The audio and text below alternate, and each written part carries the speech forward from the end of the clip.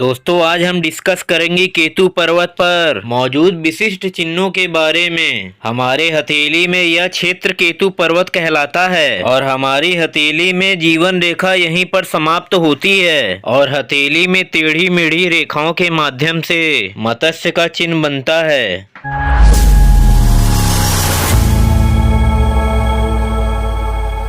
अगर दोस्तों आपने हमारे चैनल को सब्सक्राइब नहीं किया है तो प्लीज सब्सक्राइब करें। चलिए दोस्तों स्टार्ट करते हैं। अगर जीवन रेखा से इस प्रकार की रेखा निकल रही हो और मछली नुमा निशान बना रही हो तो इसी चिन्ह को फिश का निशान भी बोला जाता है। यह चिन्ह जीवन रेखा के आधार पर बनती है। वही अगर मत्स्य का चिन्ह स्वतंत्र रूप से बन रही हो तो मीन्स इस प्रकार की मत्स्य का चिन्ह बन रहा हो बिल्कुल स्वतंत्र रूप से।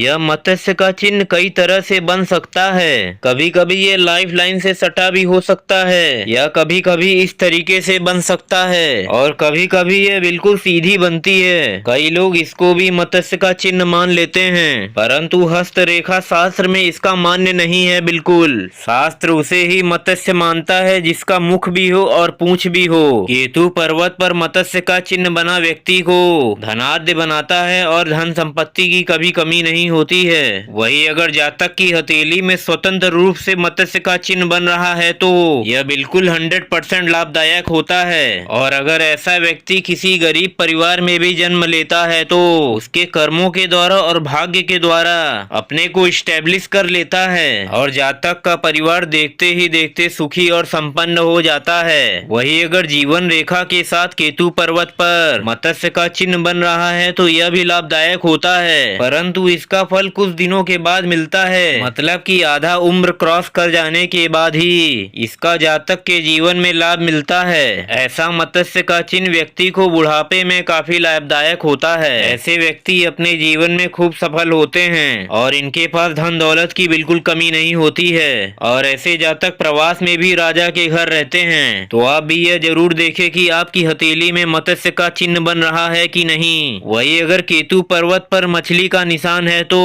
और उसी के मुख से भाग्य रेखा निकलकर शनि पर्वत पर जा रही हो तो इसे आप सोने में सुहागा कहेंगे। तो व्यक्ति को ऐसे जीवन में अतुलनीय धन की प्राप्ति कराता है, अर्थात ऐसे जातक के पास कभी धन की कमी नहीं होगी और इनका कुटुंब और परिवार काफी खुश रहेगा। वही अगर मत्स्य का चिन्ह जिस पर्वत की ओर हो उस पर्वत का गुण बढ़ा देता है तो ऐसे जातक का भाग्य काफी प्रबल रहता है। और वही अगर शनि पर्वत पर जा रही हो तो यह कर्म क्षेत्र को बढ़ा देता है। जब व्यक्ति भाग्यशाली होगा और कर्मशाली होगा तो उसे दुनिया की कोई शक्ति नहीं रोक सकती है। तो दोस्तों आपको हमारा वीडियो कैसा लगा प्लीज लाइक करें, कमेंट करें और सब्सक्राइब करें। मिलते हैं नेक्स्ट वीडियो में। महादेव।